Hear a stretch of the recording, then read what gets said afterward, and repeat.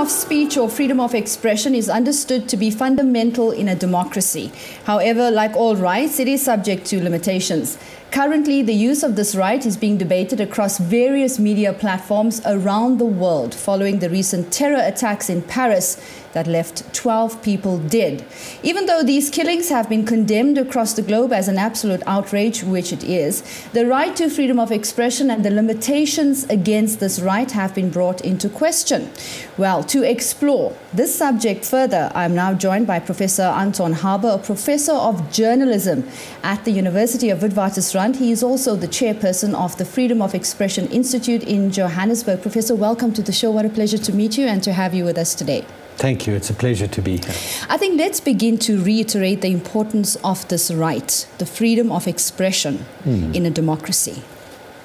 You know, we have a democracy because we want a government that's legitimate, that has the support of the people, because we think that's the most effective way to rule. It can't be legitimate unless people are free to disagree, to debate, to take issue. So really, in a democracy, you want to have as much freedom of speech as possible. So in my view, you want to limit only speech where it's dangerous, where there's a threat, as our Constitution says, a threat of imminent violence. Almost anything else, even if you don't like it, even if it offends you, even if it upsets people, I think that has to be part of the debate, the openness that we have in our society. So like any other right, this right is limited in terms of the South African Constitution. To what degree? Well, it's limited.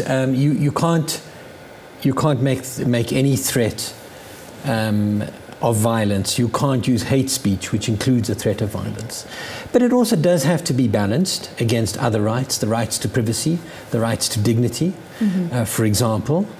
You can't infringe on people's... These are, you know, the courts have to work out the balance in each particular case between the right to freedom of speech and other rights. But it would be my view that freedom of speech is a fundamental right. It's a foundational right, I would call it, because the other rights depend on it.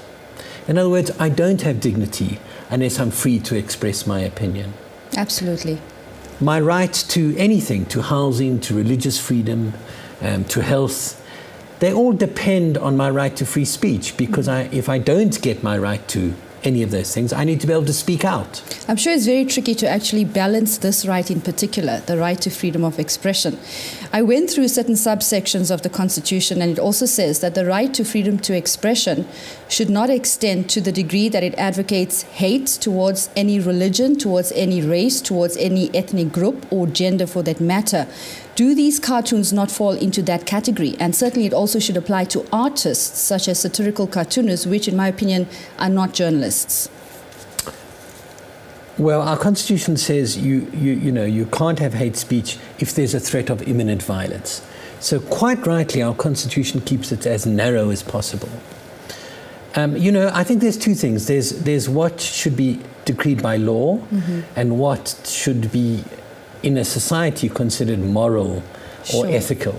So I think one does have to... That's relative, really. I think it is, but I think that there are certain things that I may not want to do as an editor, but I would fight for your right to do it. So if you want to attack a religion, I may not want to do it, but I think you have to be free to do it in a society. I think most people belonging to the media fraternity will agree with you on that point.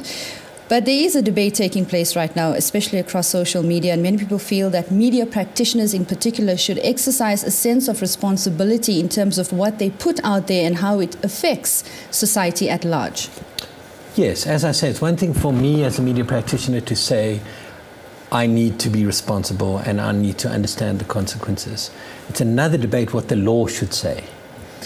Because as cartoonists, journalists, artists, writers, our job is to provoke, to get you thinking. But also to hold public officials to account. Exactly. To impart knowledge, to keep people informed, not to insult, not to mock. Not to drive a wedge between religions, necessarily so. I mean, that's how I see it as a journalist. No, but sometimes you achieve those goals by insulting, offending, mocking. You have to be free to do that. Otherwise, you don't have freedom of speech. And there are many great writers or many great cartoons who've made a powerful point in ways that upset one and offend one, but get one thinking. If we say journalists or cartoonists should never offend, should never upset you, their work will be utterly dull and predictable and not very useful. But should we not listen to what the people have to say? Should not journalists also be held accountable for what they put out there to some degree, giving that freedom to the people as well to express? We saw what happened in 2013 in South Africa when that cartoon was published depicting a Hindu god. 1 billion Hindus across the world wanted an international apology from the cartoonist, and he just refused to do that. Where do we draw the line as media practitioners as well? Well, I do think one has to be held accountable. I have no question that one has to be held accountable for one's actions. Accountable in law, accountable under the Constitution, accountable to one's peers. But I think that religions must be strong enough to take criticism. I may not like a cartoon, but I have a choice on ways to react to that. I can ignore it. Yeah. I can sue them. I can protest. I can boycott. I can mobilize against it. I can scream and shout. Totally agree with you on that point. And definitely what happened in Paris was very tragic, and nobody should actually take the law into their own hands and do what they did. There are peaceful ways to oppose that. In South Africa, how can one oppose such a publication as a cartoon that insults one's religion? I think you've got to accept that it's people's right to insult your religion. If I'm confident and strong in my religion, I will turn my back on that. And I say, well, that's your view. I think differently. Sure. I can't impose my view on you. You can't impose yours on me. We have to have free discussion. I think we've come a long way from the days when religions would impose their view by force. And certainly you can't have that in any democracy. An interesting post by one of our viewers on Facebook. She writes, freedom of expression has a decidedly economic slant to it. Somehow those that incur injurious harm to ethnic, racial, religious groups and even personal attacks on public figures, these people want economic gain. And they use freedom of expression as their tool to get it. In my opinion, it's about selling more books, pushing more papers, getting higher revenues, hitting more likes, and getting more views and downloads. Expression as an art form needs no audience to validate it. Those that seduce audiences for monetary gain will run rampant with anything that makes money, even if it offends and hurts people. Well, I do think it's wrong if it's done for monetary gain.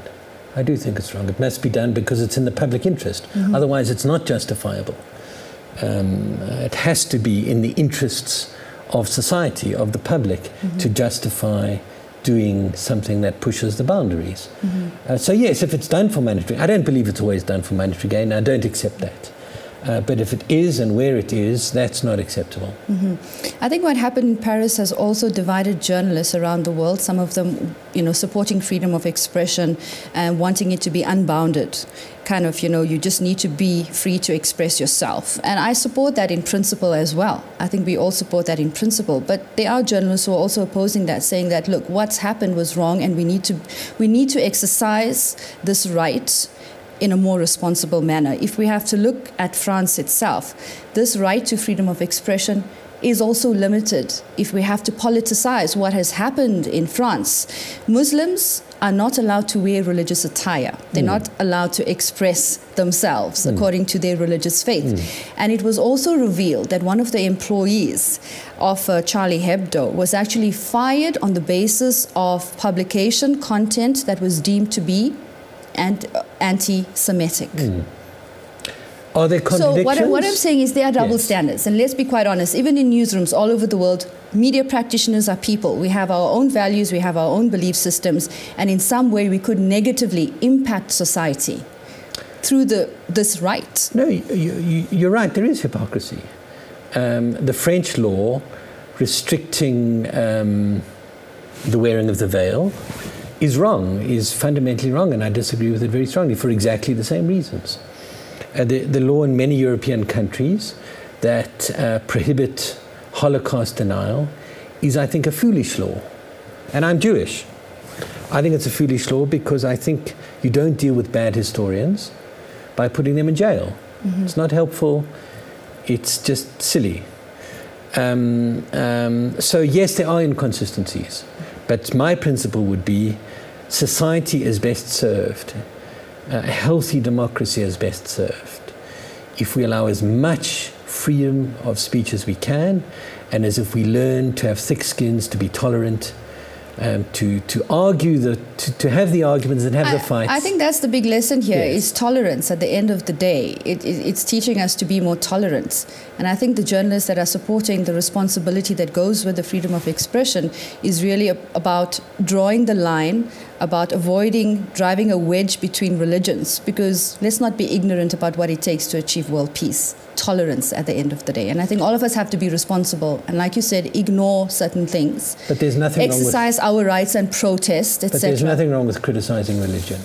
There's nothing wrong with criticizing or teasing or mocking or make jokes about the Pope or a rabbi. I'm afraid that's fair game. Look, I would ignore it as well, because I think one has to be grounded in one's own faith as well to be able to ignore that. But the point is that there's hypocrisy, there's double standards, and there's an agenda sometimes driving these cartoons. But of course, there's nothing wrong with an agenda. And laughing at the expense of people that really take certain things very seriously to heart. Sensitive things like religion, racial issues. In South Africa, very sensitive. You tweet something, it goes viral. It's a scandal the next day. I understand, but if you spend your time trying to avoid upsetting people or offending people, then you can't write or draw or do any journalism that's interesting. Mm-hmm. The nature of what we do does upset people, does provoke people. But one wants people to be tolerant and to be open-minded. Mm-hmm. We've got to understand the critical role. Sure. That's played by cartoonists and journalists. Which can be hurtful, which can be upsetting.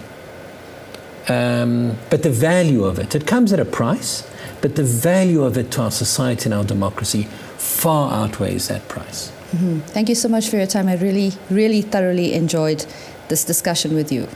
Thank you.